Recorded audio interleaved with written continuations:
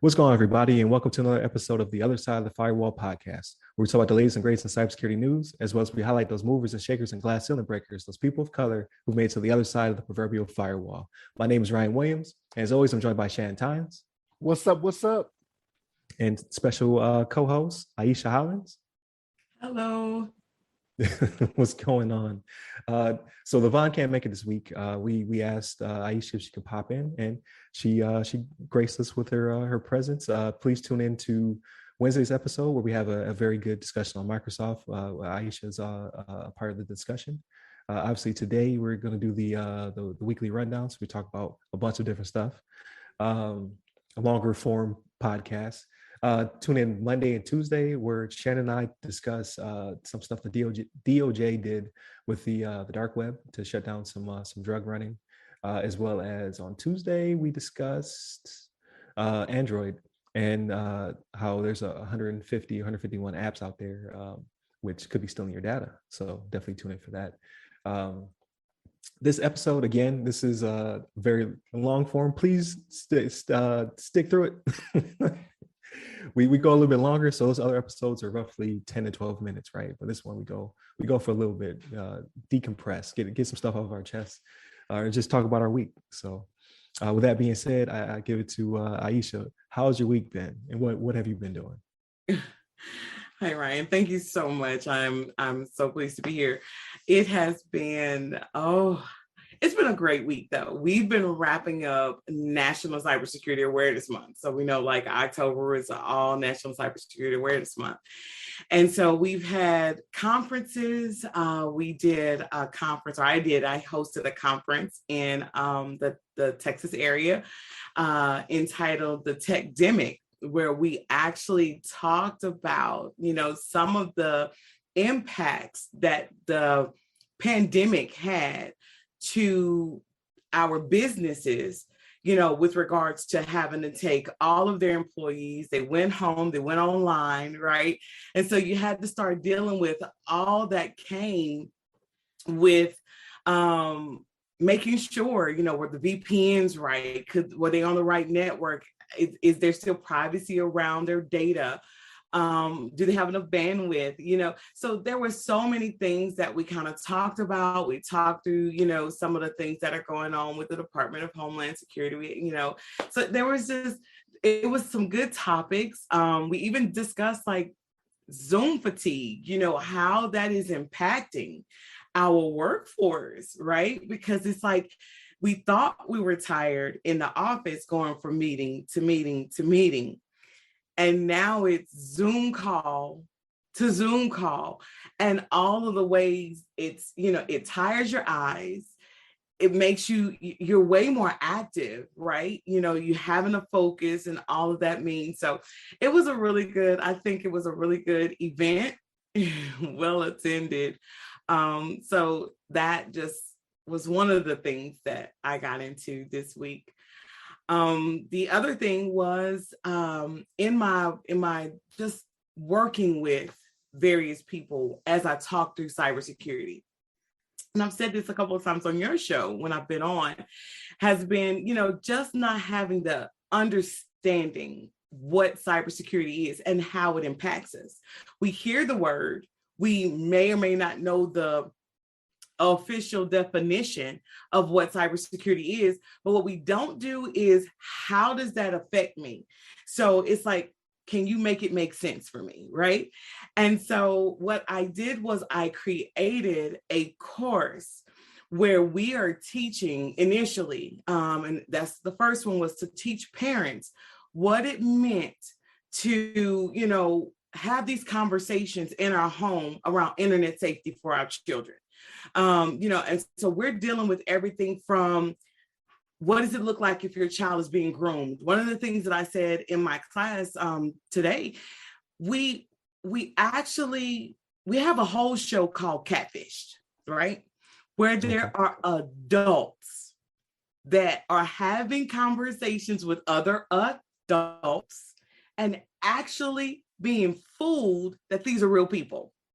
So if an adult can fool another adult, can you imagine what these adults are doing to young minds that don't know that they are logged in and that they're having conversations with a predator? It's like, but these are things that when you hear it, you didn't think cybersecurity. But as I talk to you guys, is that not a cybersecurity issue? Oh yeah, definitely. Exactly. So, and that one, like I said, is grooming. And so what I wanted to do is just kind of, we take it and we work we're going to do it for 4 weeks, 4 straight weeks, where we work every week on a different topic of how it impacts the parents, how to tell the parents how to have these conversations, educate the parents, and then the parents, once they're educated, now they can go back and they can have educated conversations with their children. And even some of the topics, they are broken down based off the age group, because one thing we know is, you have your children at a certain age, 0 to 10, they listen to you. Mommy and daddy are still heroes. They're still, good people. And we could, we want mom and daddy's attention to play with me. And then you hit an age, that 11 to 13, where the teachers and, you got a little, some influences, but they're still listening to mom and dad. But then by the time they get to high school, they're not listening to us anymore. Can't tell them nothing. Can't tell them nothing. You can't tell them nothing. You're right. And so with that, what we're trying to do is, we create an advocacy group, an environment where the kids are educated enough where they can start having these conversations amongst themselves. And so it's, at that point, we're creating that dialogue and those programs where those kids can listen, tune in, learn what they need to learn, but also, how do you have it in your home? I talk about, we have a fire safety plan. If there's a fire in your home, you know how to get out of your house. We have a tornado plan or a hurricane plan, depending on where you live, a flood plan. But with the way we're online all the time, and the way the internet has changed our homes and technology has changed our homes, do we not need an internet safety action plan? And I feel that we do. And so we have created one at Dorensic, and we're now rolling that out to our consumers. Okay. All right. And what platform can people watch the material? So we are on Facebook, and so we have a Facebook group. Once you join the class, our modules are being taught. So once you, purchase the program, you can get your modules, and we will release your modules on Teachable. And then, but our Facebook group and various things, and all the way you can kind of purchase and get a part of it is through Facebook. So we are on the Facebook platform. Okay. All right. Yeah, I've been seeing a lot of your initiatives pop up on my my LinkedIn timeline. Yes. Like, okay, all right. Like, they all have catchy titles, right? I'm just like, man, my thumbnails are terrible. They're very literal. If you look at how things have changed over time, like the first, I would say maybe quarter of the episodes, I try to come up with something catchy. But after that, I'm just like cyber talk, cyber talk 2. Like I keep it very, very simple, but techdemic. I like it. I like it. So that's something that catches people's attention, right? They're like, oh, okay, I get that. I'll tell you what I learned from Zoom, right? Is that for whatever reason, people don't know to not go to the bathroom when they're on Zooms. Like there's all types of viral moments. Like I saw this when the pandemic was kicking off. People were like going to the bathroom and like just showing it on there, and it's just like, wow, y'all don't know how to like at least turn the screen away or anything, man. Like what's going on? No, people out there, wow. Yeah. So yeah, I never got to the point of Zoom fatigue. Thank God. When we were in the midst of it at my job and we were working remote, we had fewer meetings by large. The people just you would catch people in a meeting, which was fine, right? Because people had stuff to do. Their families didn't have school and things of that nature, so people had to do other things. But you hear people in car all the time, like going to the grocery store. They got the kids in the back, taking them somewhere or something like that, all masked up. So I actually enjoyed that period. But I know now, like now I'm back full time, but I have friends who are still remote, and they're just like, this is they brought the pain to the remote work. Like they couldn't hold out. They were like, no, we need 18 meetings regardless. Exactly. So there Exactly. is And that. it was, I mean, they were already doing a lot of meetings, but yeah, a part of it is feeling like you need to catch up for that time you Yeah. lost. There is the overcompensation from some organizations because we've all heard the arguments whether or not we should work from home or not work from home. We've had the ability, the technology has been around for years and years. Yeah. So the ability to work from home, some of it was just some companies don't have a work from home preference. They feel like you get less out of your employees if they're at home. But then there's an argument from some that you get more from me when Yeah. I'm at home, because we really lose that sense of when to clock out and when to clock in. Right. Exactly. And that's a really that really is a really big issue, because employers will take advantage of that, but also it gives you that sense of you're working around the clock, which is, and then we're in a pandemic, so you can't really vacation the way you need to. So this lack of unplugging is causing issues that will have adverse effects down the road. And so we need to start, with the having our organizations have these conversations sooner rather than later. Yeah, I definitely agree with that because even though I do go into work nowadays, 'cause I'm a very small population, we're pretty much we've be beyond herd immunity, right? Government, we have to be vaccinated. But I've been called out for my timestamps. Like somebody will be like, "Hey, why'd you send me an email at 10 o'clock at night?" And I'm like, I had nothing to do. Like, so I caught up on this spreadsheet and I pushed it to you. You had to respond. But I need to get off my plate, right? But that's not healthy. Like, when do I unplug? That's right. But I want to go back to something you said about the groom, and I thought that was very interesting. Because we have, for the most part, we have no idea who our kids may be communicating with online. So I do a test from time to time with, like, my son plays like 2K and other video games with people, and I'd be like, hey, I walk in the room and like, cut your mic off. Like, I get the gesture from cut his mic off, and I'm like, turn the sound on so I can hear the person he's talking to. And 9 times out of 10, it sounds like a child. Like, he's 13, voice is changing. But every now and then, like, that's a grown man. like why are you playing with this dude? Like, it could be Reggie. It could be Reggie. It could be Reggie from Bad Boys. It could be Reggie from Bad Boys. But yeah, that is definitely a concern of mine. Like my daughter isn't really consuming, like, she's older. She doesn't really consume a lot of social media. Hers is more not talking to people, but just watching things. So I tune in from time to time on that. But my son interacts with people. Like, he games hard when he's not in class, right? So that always is a concern of mine. So I think that's a very good topic to bring up nowadays. Like, because before it was already a thing, right? They were already playing games with people that you didn't know. But during the pandemic, when he's at home, like, he's between classes, he's able to actually pick up the sticks and play video games as well, and see even more people that he's playing with, right? So he's consuming even more. Yeah. So I definitely think that's a very salient point that you brought up. So definitely tune in. All the links, like, you have to give me all the links so I can put them in the description, so people can get to your material. But with that being said, did you do anything to decompress during Cyber Awareness Month? You read a book, anything? So tonight I had the pleasure of taking my daughter to her first soccer game. So it was FC Dallas v FC Austin. Okay. And it was actually a good time. Like, I didn't know how I was gonna like it. It's hit or miss. Right. You're outside, it's kind of cold, the weather's changing.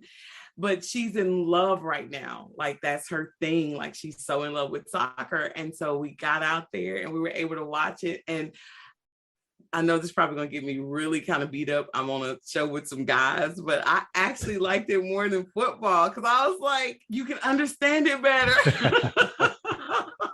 Look, I knew I was going to lose somebody. Shannon was like, no. But I mean, they score less. So yes, you do have to deal with, you're out there and you're watching and, you don't quite get as many tackles and stuff like that. But it was easier to follow. Like, it's not second down, push back. Right. So I was able to enjoy the game a little more. The questions that my daughter was able to ask me, I could at least answer those, because I'm always intimidated at a football game because I really can't really answer as many questions. I'm not that football chick. I never got into it. I tried, but on a brighter note, FC Dallas won. So woo-woo. Okay. That's what's up. So my two sons played soccer. So RJ grew out of it. Wasn't really his thing. But Mason, our youngest, he really enjoyed it. But then the pandemic hit. So now we need to get him back into it, right? Now people are starting to get, vaccinated and all that good stuff. So I enjoyed it. But like at that level though, they're just running, everybody's chasing the ball. So it's just a line of kids all following each other around the field. It's cute. But you only have like maybe one kid who's actually out there scoring. I called it herding cats. So my older two children, I coached their soccer teams, right? And I don't, I had to read the rule book, soccer for dummies and whatnot, because I don't follow soccer like that. But it was like herding cats. Like you even got the goalie that's running out there, because young kids just want to kick the ball. You know what I mean? Like, no, we're gonna rotate. You will get your chance to do that, but you need to stay in the net right now. And they don't want to hear that. They're like, no, I want to go kick the ball, and they just start running, do whatever. But no, you know what, Ieshea, soccer is not my thing, you know what I mean? But more power to you. And the time spent with your daughter, that's what really matters, right? Like having that quality time is what it really goes for. Like for me, I'm not a baseball fan. Like I don't like watching baseball on TV, but if I go to an event, like a live event, I like the atmosphere more. I like being there with the atmosphere better than just watching it on TV, right? Because there's always that stuff that they don't televise that you see, like the stuff in between the innings they do to keep it fun for the crowd and things of that nature, with baseball. And they probably do the same thing with soccer. I don't know, because I don't watch soccer, but I'm guessing. I don't know. But I'm glad you had I'm glad you had a good time, and FC Dallas won, right? So that worked out for you. There you go. Oh, that's what's up. What about you, Shannon? How's your week been? Oh man, I actually did get to decompress a little bit, man. I actually this past Sunday I went to the movies. Me and the wife went out, caught a movie. We watched No Time to Die, the new James Bond movie, which is pretty good. It's kind of long. It's 2 hours and 43 minutes, I think, is what it was. I was like, man, you could have cut some of this out, but you know how I get down, right? Like I need people getting punched in the face immediately. You know what I mean? Right. Immediately and constantly. Like I need that. You know what I mean? I need it in my life. But but no, it was good. It was not the worst one that Daniel Craig has done. But it probably wasn't the best either. But it was a good movie. And again, it was out spending time with the wife, right? Even though it's in the movies and we're quiet watching stuff, but it's still just a fact of just being there to in each other's company. That was pretty good. I'm still in my documentary phase, right? So like I'm watching stuff on Netflix. I watched this documentary called Class Action Park. If you've never seen this thing is off the chain. Oh, okay. I've heard of it. Yeah. Yeah, in New Jersey, there was this park called Action Park. Back in the 70s to like the mid 90s, this place was open. And this guy that owned this place didn't care about any safety rules or anything. Like people were dying at this park, right? And like getting seriously hurt at this park. And they have a documentary on, actually it was on HBO Max. That one was on HBO Max. It was called Class Action Park. And man, it was off the chain. You're just like, wow, like they really did this. Like people just getting skinned up, and they were spraying them with like this iodine alcohol concoction, and then send them on their way. Be like, hey, here you go. You're good to go now. So now they're coming out of this medical infirmary shack all orange, from getting sprayed down. Yeah, it was wild, man. Watched on Netflix the movies that made us. So like all these popular movies and whatnot, they talk about how they're getting made, like the directors and stuff like that. Those are pretty good. But yeah, I got a few of those in, and that was about about the gist of it, man. A couple things, I always try to get my football in, right? Not my soccer. Sorry, Ieshea. Right. Not soccer. My football. I'm good. But no, that was pretty much it for me, man. What about you, Ryan? So I did some studying. I actually squeezed some in. So I did the Azure 2-day boot camp through O'Reilly. It was okay. Like, so I don't want to knock it, right? Like, if you're like brand new to it, you may have gotten something out of it. It was like in your case, I felt like, Shannon, it was a little too talky, not enough demonstration, right? So I went on to do some stuff myself. I'm doing a video series now that goes through each module and kind of breaks them down. I like it so far. Like, it's different. Like, I don't know much about cloud, so I like to be able to speak intelligently about all the different sectors. So now cloud is getting a rotation in there. I don't know how far I'll go. Like, I probably plan to get 2, maybe 3 certs before I get out of here in cloud, just so I feel more comfortable in it. So I'm doing that. I actually signed up for this Boots to Business class, 6-week class. It takes you from cradle to grave on writing a business plan and how you secure revenue for your company and all that stuff. For those people who are transitioning out of the military, it's a service that's provided that you should jump on sooner rather than later, because 6 weeks is longer than you expect. So I looked at the calendar. It's actually over 9 weeks because of holidays. So I was like, oh, this is perfect. Like, stretch it out, give me some downtime in between. So I'm doing that. Just curious, right? Like, I've been working for somebody my entire life. Like, what would it look like to work for myself? Obviously, there's danger in that. So I'm a very a risk adverse type person, but I just want to, just see what it would take to transition into working my own schedule, my own time. Like, the pandemic is definitely shown me that time is precious and definitely valuable. So how do I get more time back in my day to be with my family type situation safely? Because again, working for yourself is dangerous. Work for somebody else, you can blame them when things go awry. So, but just seeing. But if you're listening, you're a recruiter, don't stop recruiting. I did not commit. I'm just taking the class. That's all I'm doing. still need a job. So those are the 2 work-related things I'm doing, or study-related things I'm doing. But I actually got it in on the media. I watched Dune, so I knocked it out. Shannon, I don't think that's for you. There's some really good fights, but they're few and far between, and they're ramping up to bigger fights, right? So you're gonna get a lot of talking. They did that one in 2 parts, right? So like I heard, like when they did the first Dune, they squeezed the big book all in one movie. Apparently they didn't do that this time, right? So I knew by the trailer it wasn't going to be for me. I was like, there's very little fighting. Why is Aquaman not lifting stuff up right now? Is what I was thinking. They got some good fights in there though, but yeah, there's a lot of exposition. They're trying to give you the lore and all that stuff. I didn't read the books growing up actually, and I never saw the movie, so it's my first time in that universe. I enjoyed it. I mean, I see potential there. It's going to be at least 2 movies, if not 3 or 4 or whatever. It's different. I say that it's definitely sci-fi. It feels like what Star Wars was based on.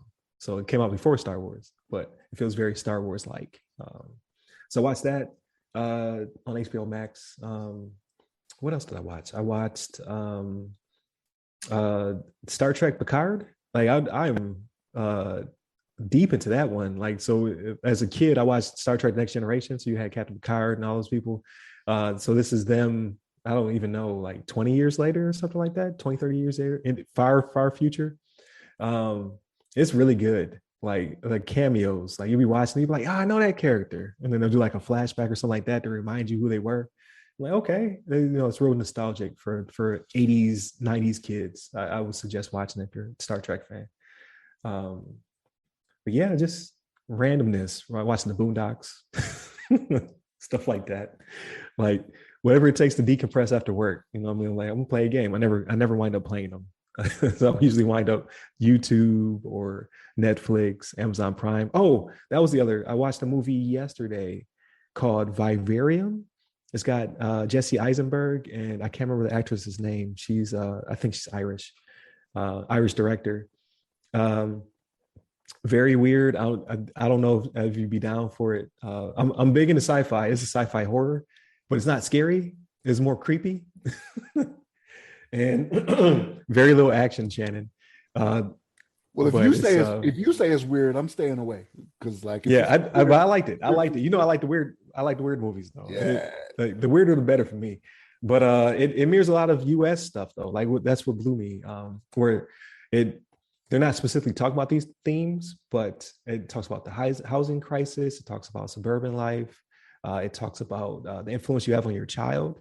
Like it talks about how that influence goes away, and then it starts to become other people. Other people are influencing the child, as well as social media to a certain extent. But very abstract. Like you get all this through a very abstract lens. Like it's wild movie. I don't want to spoil it in case somebody wants to see it. It came out in 2019, but it's very weird. Like very weird. so Ieshea, I'm gonna let you know. I've known Ryan for 11 years now, and his movie recommendations, he's maybe like 2 for 50 with me, right? like he suggests things, and I'm like, well, what'd you feel about it? Did you like it? Like, nah, that ain't for me then. Yeah, right? That's automatic. That's kind of my barometer. Like That's kind of my barometer. So if he says something is too weird, because he's suggested some weird stuff, some stuff I can't even get through. I'm like, I cannot get through this. If he says it's too weird, that's way too far out for me. You know what I mean? And I don't mind weird stuff. Yeah, I don't mind weird stuff. But that's the history there. Is that right? I don't think he's trying to lead me wrong, but he is leading me wrong when it comes to movie suggestions. So I'm like, man, I thought you were my friend. What's going on here?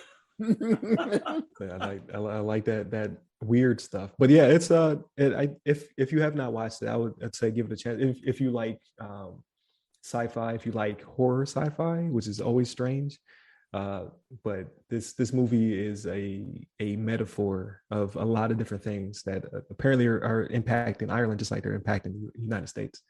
But I enjoyed it. You know what I mean? It was something to watch on Saturday morning.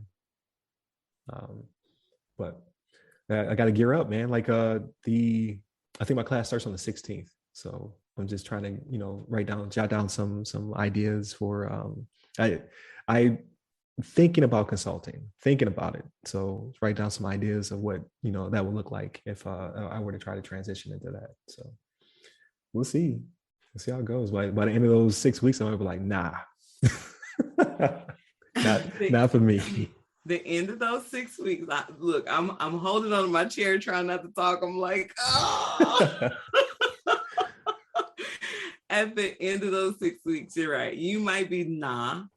And then at the end of those 6 weeks, you might have found that, it actually might be the thing for you, It does, like different people approach entrepreneurship differently. It's really, if you're risk averse or whatever. And I tell people all the time, if you're accustomed to, I get paid every 2 weeks. I need my stacks. Right. 2 weeks. Don't play with my money. Entrepreneurship is not the way for you. However, as with anything, there are the positives, the pluses and the minuses, right? Being able to, I shiver every time I hear people say, I'm my own boss because I have my own business. Technically, you're never your own boss, right? When you have your own business, all you have is multiple bosses because every client is your boss, right? Right. So, when you work for somebody, it's either, as we say, the devil you know, the devil you don't. Right. Then also finding your niche, though. Once you find your niche, like you might find that with your particular niche, especially in cyber, and as we've said, on other shows, the lack of having technologists in the field, cybersecurity analysts and experts in the field, there's more of a shortage, more supply than demand. or demand and supply. Honestly, I said that one wrong. So, it may just be, finding that group of clients that work for you, that you're able to work with, you're able to deliver to them what they need. And then, you're able to go from there. So you may love it, but again, no, I would never tell the recruiters to go away, but I love the fact that you're willing to take a look at that course, because that is phenomenal.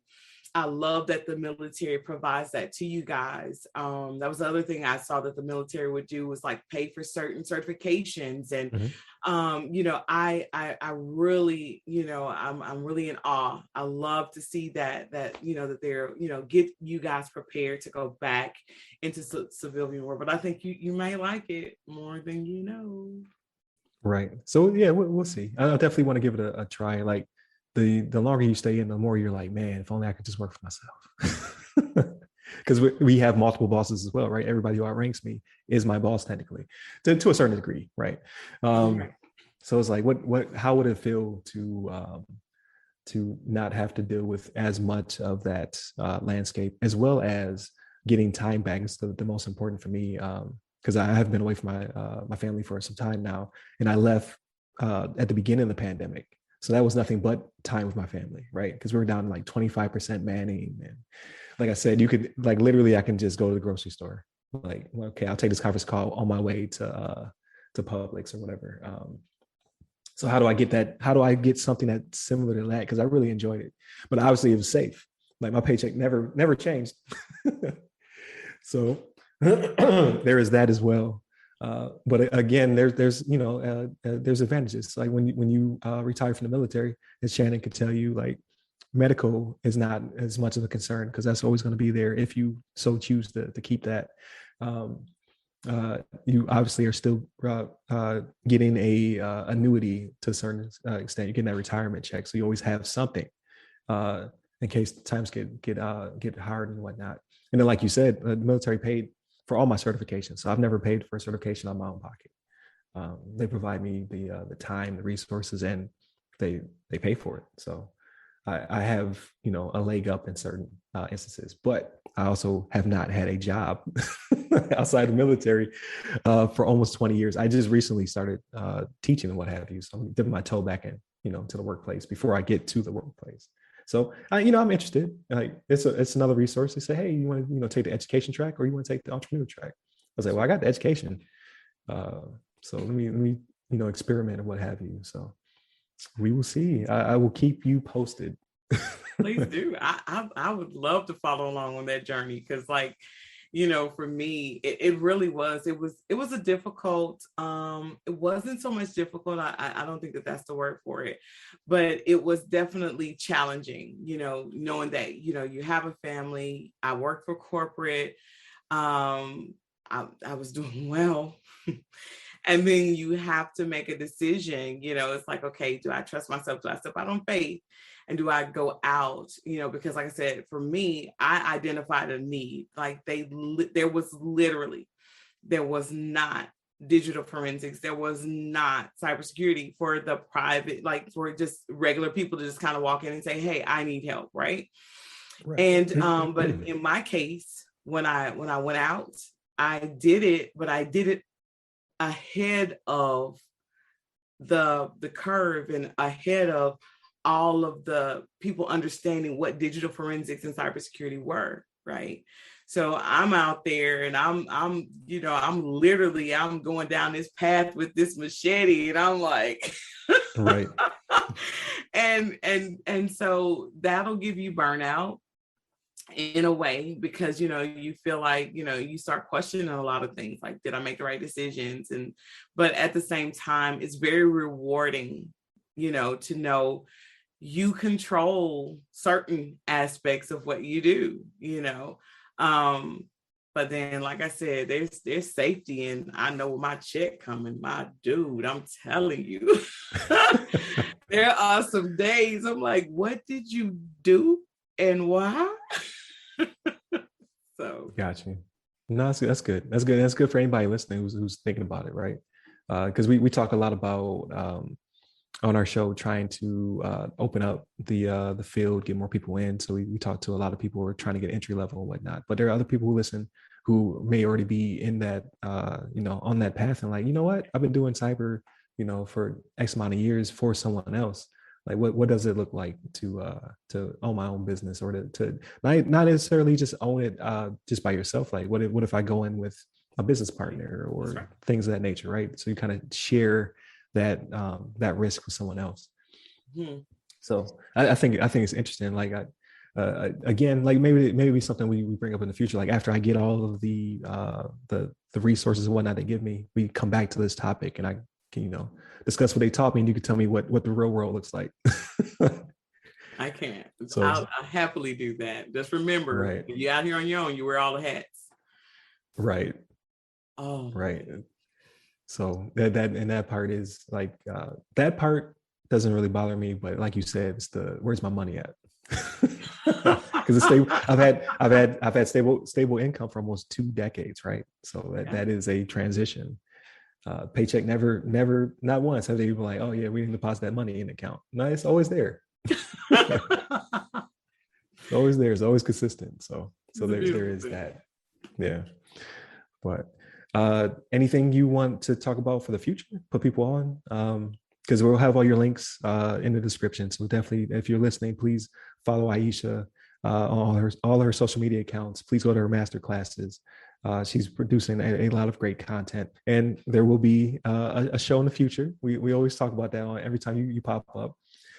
There's a show coming. So I forgot, episode 111, I believe, is your last episode with us. Definitely tune into that, as well as tune into our interview with Ieshea, which was earlier in the year. If you go to our YouTube, we have a playlist with all of our interviews, so that way you don't have to search through 100, and I think we're over 130 episodes now. But what about the next month? So this was Cyber Awareness month. You got through it. So what's next month? I survived. And that's how I feel too. But it was look, I love the initiative. I love it every year. I feel like I say every year I will not take on that much, and then every year I take it on again because I'm very, very passionate about it. I think it's really good to be aware and to know what you don't know, not fear what you don't know, just learn a little bit more about what you don't know. And it's always okay. Every day we should be learning something. November for me, I did, like I said, going through this, I think this one kind of hit me a little different because it brought in my cyber and being a parent and being a person, COVID, the pandemic, it really opened my eyes to a lot of things. And so for me, for November, the show is Closer Than You Think. We should be rolling. I mean, like literally, you're gonna hear about it really, really soon. And then also for November, we're not just doing cybersecurity just for. I'm doing a series called Making It IT Make Sense. And so with that, we're literally talking about how does cybersecurity or being technology conscious, how are we being conscious? We have the technology addiction, some of the things we were just talking about, the fatigue, not knowing how to unplug, not knowing how to be, consciously safe while being online. So we have a series of courses that are going to roll out, how to be consciously safe, internet safety, how to be consciously connected. And so in that particular series, we're going to approach cyber from 2 perspectives. One perspective is, in a lot of ways, we saw a lot of people through the pandemic start going through, unfortunately, divorces, right? They stayed at home for far too long. There was not enough on TV. They recognized that the Ryan to the Shannon, we don't even agree on TV shows. Come on out. Right? And so people start splitting left and right. And the issue became, if I was married to you for any length of time, you know a lot about me. i.e., you know all my passwords, but then you know all of the answers to all of my security questions. What is my pet name? What is my maiden name? All of the personal information that you didn't think that you shouldn't have been sharing with your mate because you're supposed to. How do you then separate and keep your technology where you still have an identity? I had a case where, and I'll be talking about this on my show, so you get a sneak preview to it. But they split up, and one of the spouses turned the Apple device. Mr. I'm an Apple fan, and I am not. Turned the Apple device into a listening device and was spying on the spouse inside of the home because they had figured out how to turn on the device. There was an article, and I want to send you the link because maybe you can drop it in here. But there was an article where another young lady, she was just murdered because there was a stalking, a tracker was dropped inside of her purse. She had been being tracked from trackers. And so there's also that conversation too. How do you look for trackers? How do you know, like when you are near another Apple device and it connects, there's so many things that are going on. So again, that's why I say, I'm trying to take technology and make it make sense. And so we're doing courses where we're exposing you to, here's the problem, here's how it could have been used against you, and here's how you could have been safe, or just conscious about the technology in the world that we're living in today. And that's my November and my December, honestly, because those are the things that we're rolling out. No, that's awesome. And that is practical, right? Because a lot of people are like, I don't get computers. Like, no, you get stalking. This is how technology can be used against you. Hey, I didn't read that article. That's crazy. So it's like a tile or air tag you dropped on the person. Wow. That is crazy. It's so horrible. Scary. Exactly. Yeah. It's so very scary. I mean, we have opened ourselves up to so much. We're putting all of our information out there, even with Snapchat. I mean, I don't know, have you guys seen that feature on Snapchat that will actually show you on a map where you are, all the way down to, it was like you can be tracked and we're just walking around with features on thinking, that's just cool, no problem. It is a problem. Right. Depending on who saw you, like who's you don't necessarily always know who's watching you. Be that a former spouse, that could be just somebody you hooked up with. Like we're so we'll do things, and then we're in a room with a person with our most value. We'll just leave things open or just kind of laying around, and you don't really know what connected. We'll go to somebody's house and connect to their Wi-Fi and think nothing about when they got up and they left you, and you've given that to them. But these are not conversations that are being had in regular conversation. And so people don't know, and it's not my job. It's like, I get it. It's literally, right here around Halloween. So when you're dealing around that area, things can get a little spooky. I'm not trying to spook you. I really just kind of want you aware, and so that you can be consciously safe.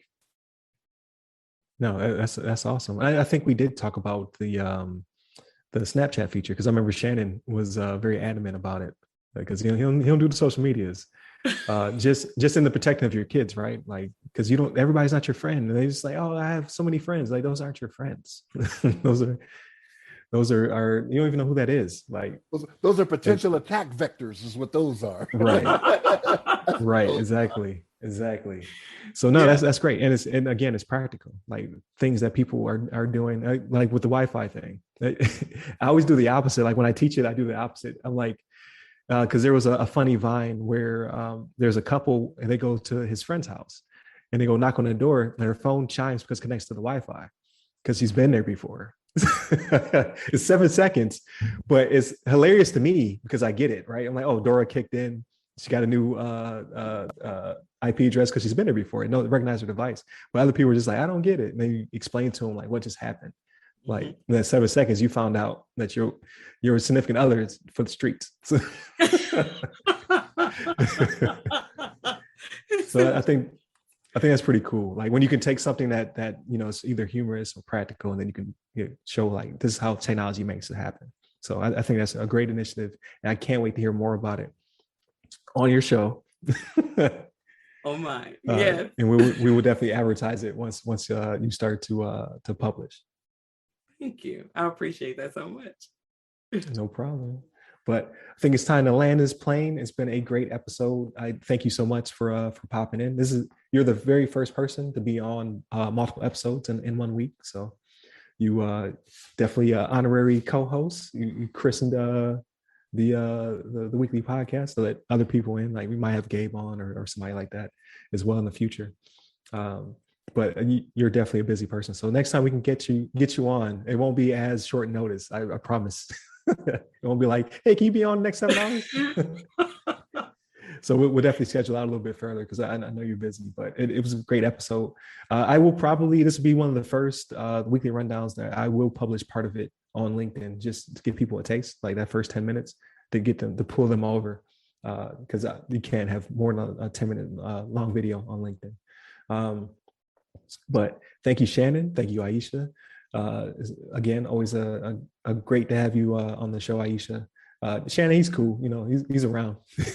I'll be Shannon. You've missed one episode. You've only missed one episode out of almost 140 episodes. So it's pretty impressive. Yep, only one. Amazing. But definitely continue to tune in if you're listening or watching. I promise to publish more stuff, more content if you're on my social medias. Thanks to Tabitha Donald, who is a social media, I would say marketing consultant, right? So she gave me some tips for free. So hit her up on her LinkedIn. She's always giving out really good tips. I'm trying to find, I think it's Tabitha, last name Donnell, Donnell. I don't have her links yet, but I'm going to definitely put them in the description. She gives out really good content. She's very supportive of the people who follow her. So just give her a quick shout out.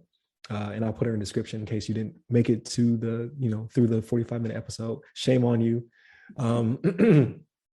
Hit us up on the website, www.theothersideofthefirewall.com, where you get to all our social medias. You can hit me up personally. I'm at RyRy Security Guy. That's RYRY Security Guy. I'm on LinkedIn, Twitter, TikTok, and Clubhouse. And you, Ieshea? I am as well. I am, you can hit me up. Well, we have our Dorenzic page, which is www.dorenzic.com. Ieshea, we're at Facebook, Instagram, Twitter, LinkedIn for sure. And then Ieshea Speaks, which is also me, which is on Facebook, Instagram, TikTok. Yeah, that's where you find me. There you go. All right. Definitely appreciate it. For everybody out there listening, stay safe, stay secure.